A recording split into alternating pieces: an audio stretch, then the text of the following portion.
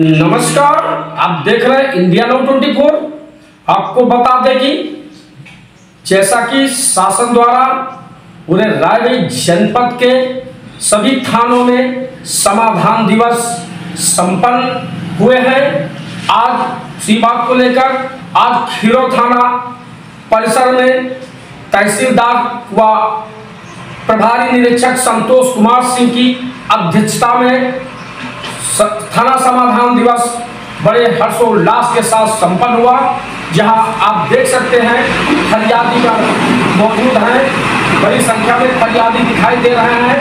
कहीं कहीं टीमें भी गठित की गई हैं राजस्व संबंधी, पुलिस एवं संयुक्त टीम राजस्व को लेकर के। आप देख सकते हैं, लाइव में आपको दिखा रहा हूं जहां पर काफी भीड़ भाड़ की संख्या दिखाई दे रही है। इसी के साथ इंडिया नाउ 24 के लिस्ट खबरों के साथ बने रहिए। यश के कुशवाहा संवाददाता रायबरेली।